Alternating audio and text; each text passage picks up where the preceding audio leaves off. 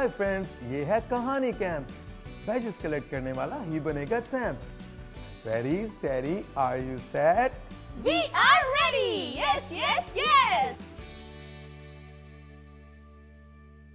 Hello दोस्तों, एक दफा फिर से वेलकम टू कहानी कैंप, जहां हम कैंप फायर के गिर्द सीखते हैं एक दूसरे से मजेदार बाइबल की बातें और कलेक्ट करते हैं कहानी बैजेस। तो रॉजर, क्यों ना अपने दोस्तों के साथ मिलकर कैंप चेयर से ही स्टार्ट करें? Yay! Time for our कहानी कैंप चेयर। दोस्तों, आप भी हमें ज्वाइन करें in 3, 2, 1। हाय दोस्तों, ये है कहानी कैंप। बैजेस कलेक्ट करने वाला ही बनेगा champ. Ready steady are we set? We are ready! Yes, yes, yes! शाबाश दोस्तों, तो आज कुछ नया सीखने के लिए कौन रेडी है? Me. लेकिन रॉजर, आज हम क्या सीखेंगे? कोई नया हुक्म पिछली दफा की तरह? जी हैरी, याद है पिछली दफा हमने 10 अहकाम में से पहले हुक्म के बारे में सीखा था और आज हम सीखेंगे खुदा के दिए हुए दूसरे हुक्म के बारे में। दोस्तों, ये काम खुदा ने मूसा को तब दिए जब इस्राएली कौम खुदा से दूर होने लगी। और ये असूल मूसा को पत्थर की 2 तख्तियों पर लिखे हुए मिले थे। वाह, तुम दोनों ने तो सब बहुत अच्छे से याद किया और ये सुनकर मैं तो बहुत खुश हूँ। Thank you. तो आज एक नया हुक्म सीखने के लिए क्या तुम दोनों तैयार हो? और दोस्तों, क्या आप तैयार हैं? मैं तो बाइबल से नई बातें सीखने के लिए हमेशा तैयार रहती हूँ। शाबाश। लेकिन इससे पहले क्या तुम्हें याद है कि हमने लास्ट टाइम कौन सा हुक्म सीखा था? लास्ट टाइम हमने पहले हुक्म के बारे में सीखा था। और वो हुक्म था, मेरे हुजूर तो गैर माबूदों को ना मानना। हाँ, और उससे हमने सीखा था कि हमें सिर्फ एक ही खुदा को मानना है, जो है जिंदा खुदा यावे। क्यों रॉजर, ऐसा ही है ना? बिल्कुल सही। शाबाश पिंकी और हैरी। और अब वक्त है दूसरा हुक्म सीखने का। तू अपने लिए कोई तराशी हुई मूरत ना बनाना, ना किसी चीज की सूरत बनाना जो ऊपर आसमान में हो या नीचे जमीन पर या जमीन के नीचे पानी में है। तू उनके आगे ना सजदा करना, ना उनकी इबादत करना, क्योंकि मैं तुम्हारा खुदा गयूर खुदा हूँ। वाह दोस्तों, सुना आपने? कितना खास और जरूरी हुक्म दिया खुदा ने हमें। वो तो ठीक है, लेकिन ये हुक्म तो मुझे बिल्कुल समझ नहीं आया। और रॉजर, ये मूरत क्या होता है? इंसान के हाथों से तराशी हुई कोई भी चीज मूरत कहलाती है। हमें इसे हरगिज सजदा नहीं करना और ना ही इसे खुदा का दर्जा देना है। बहुत से लोग तराशी हुई मूर्तों को अपना खुदा मानते हैं और इनकी इबादत भी करते हैं। ओह, तो रॉजर, मेरा भी एक सवाल है। हाँ, पूछो हैरी। मूर्तियाँ और पत्थर ये तो ना बोल सकते हैं ना सुन सकते हैं, तो फिर लोग इनसे दुआ क्यों मांगते हैं? ये इनकी इबादत क्यों करते हैं भला? हैरी, ये सब चीजें बेजान हैं और इनसे मांगना बिल्कुल बेकार है। इसलिए खुदा ने हमें हुक्म दिया, क्योंकि उसने देखा कि इस्राएली लोग खुदा को छोड़कर सोने और चांदी की मूर्तियां बनाने लगे और उनकी इबादत भी करने लगे। ओह, पर खुदा तो इस बात से बहुत गुस्सा होगा ना, क्योंकि वो इस्राएल के लोगों से कितना प्यार करता था। हाँ पिंकी, और असल बात तो ये है कि जो वो मांगते वो यावे ही सुनता और पूरी करता था। लेकिन क्योंकि वो उन मूर्तियों को देख सकते थे और छू सकते थे, तो उन्हें लगता था कि यही चीजें हमारी जरूरियात को पूरा करती हैं। लेकिन ऐसा हरगिज नहीं था। और पिंकी, ये हुक्म इस्राएल के लोगों को ये याद दिलाने के लिए दिया था कि सिर्फ यावे ही है जो उनकी दुआ सुनता और पूरी करता है। वाह, मुझे तो आज की सब बातें सुनकर बहुत मजा आया।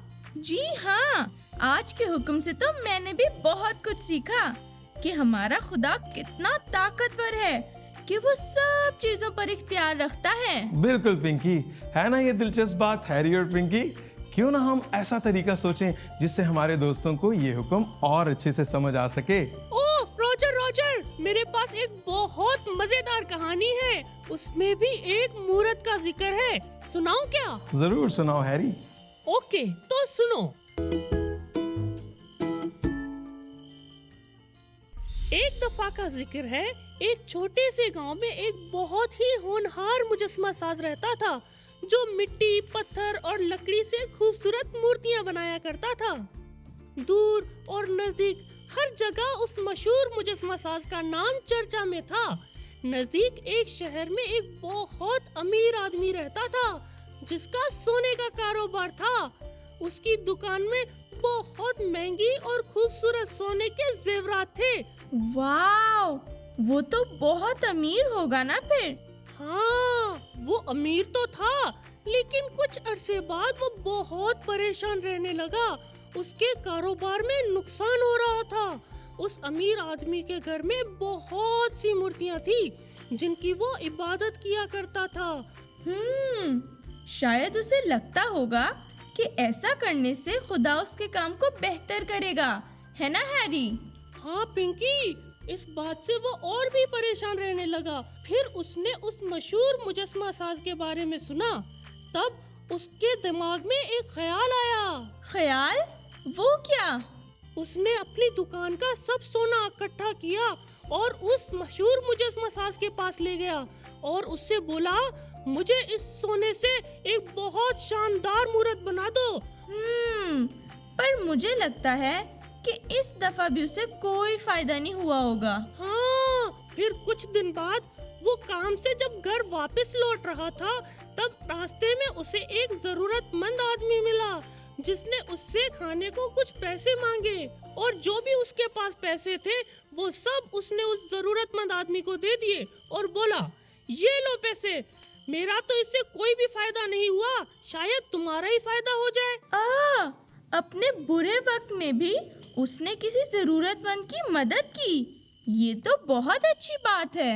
उस जरूरतमंद आदमी के चेहरे पर मुस्कुराहट देखकर और उसकी दुआ सुनकर अमीर आदमी ने वो खुशी और तसल्ली महसूस की जिसकी उसको बहुत देर से तलाश थी। और उसी वक्त वो खुशी से भागता हुआ वापस अपने घर गया और उसने वो सोने की मूर्त को आग की भट्टी में डालकर पिघला दिया और सब सोना जरूरतमंद लोगों में बांट दिया। सबसे जरूरी बात ये कि उसी दिन से उसने जिंदा खुदा यावे की इबादत करने लगा। और आपको पता है, इस सब के बाद खुदा ने उसको इतनी बरकत दी और उसके कारोबार में ढेर सारा फायदा हुआ। दी एंड। थी ना अच्छी कहानी? हैरी, बहुत ही अच्छी कहानी थी और ये रहा तुम्हारा कहानी बैच। दोस्तों, उम्मीद है कि आज के हुक्म और हैरी की कहानी से आप सबने बहुत कुछ सीखा होगा। याद रहे, हमारा सिर्फ एक ही जिंदा खुदा है, याहवे, जिसने हम सबको बनाया और सब चीजों का इख्तियार भी उसी के पास है, क्योंकि वो हमसे बेहद प्यार करता है। शाबाश दोस्तों। तो अब शुरू करते हैं सवाल जवाब का सिलसिला, क्योंकि अब वक्त है कहानी क्विज का।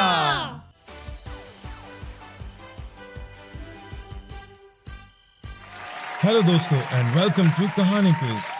तो वक्त जाया किए बगैर ready steady are we set? We are ready. Yes, yes, yes.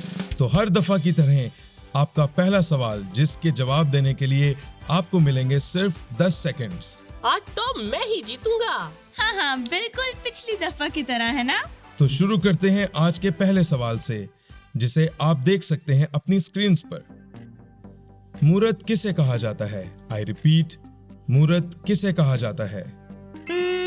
इंसान की खुद से बनाई हुई या तराशी हुई कोई भी चीज मूर्त कहलाती है। एक दफा फिर से है पिंकी लीड में, बिल्कुल सही जवाब। कोई बात नहीं, अभी 2 सवाल बाकी हैं। 10 अहकाम बाइबल में नए अहदनामे में पाए जाते हैं, यानी कि न्यू टेस्टामेंट में। और आपके ऑप्शंस हैं ए ट्रू या बी फॉल्स। मुझे इसका जवाब पता है।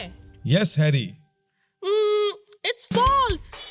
जोरदार तालियां हैरी के लिए, बिल्कुल सही जवाब। Very good Harry. हमारा आज का आखिरी और फाइनल सवाल, 10 अहकाम बाइबल की कौन सी किताब में पाए जाते हैं? आपके ऑप्शंस हैं ए पैदाइश की किताब में, बी खरूज की किताब में, सी मरकुस की इंजील में। आई थिंक इसका जवाब है ऑप्शन बी। क्या आपके जवाब को लॉक किया जाए? Yes, final answer B. 10 अहकाम खरूज की किताब में लिखे हुए हैं। हैरी, आपका जवाब बिल्कुल सही है। हमारे आज के विनर हैं मिस्टर हैरी और इनके लिए जोरदार तालियां। मैंने बोला था ना, आज तो मैं ही जीतूंगा। उम्मीद है दोस्तों आपने भी सब सवालों के जवाब ठीक से दिए होंगे। अब मिलेंगे आपसे कहानी क्विज के अगले राउंड में। Good bye. बाय।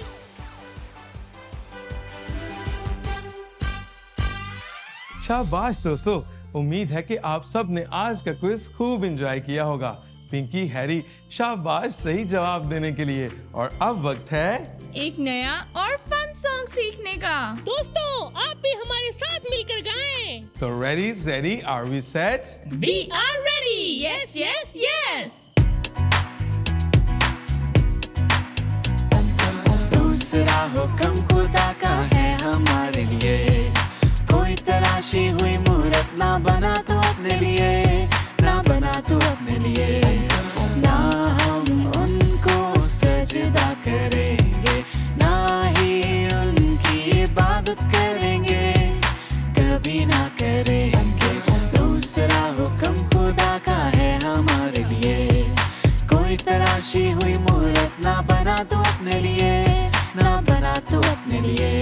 हमारा खुदा वो जिंदा खुदा है, दुआएं हमारी वो सुनता सदा है, सुनता दुआ है। दूसरा हुक्म खुदा का है हमारे लिए, कोई तराशी हुई मूरत ना बना तू अपने लिए, ना बना तू अपने लिए।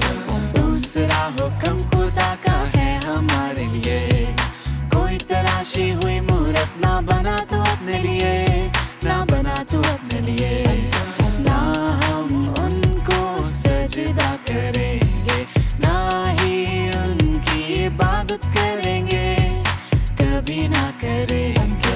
दूसरा हुक्म खुदा का है हमारे लिए, कोई तराशी हुई मूरत ना बना तू अपने लिए, ना बना तू अपने लिए।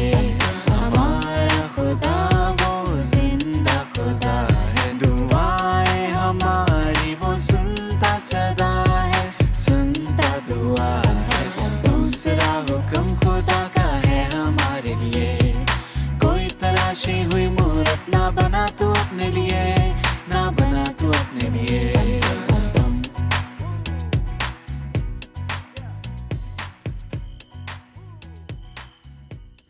वाओ, था ना फन सॉन्ग। ये गीत हमें हमेशा याद दिलाता है कि हमें सिर्फ जिंदा खुदा की इबादत करनी है, ना कि किसी तराशी हुई मूरत या बेजान चीजों की। बिल्कुल सही। अब हम आपसे मिलेंगे अगले एपिसोड में और भी नई और मजेदार बाइबल की बातों के साथ। सी यू नेक्स्ट टाइम दोस्तों। Good bye. बाय।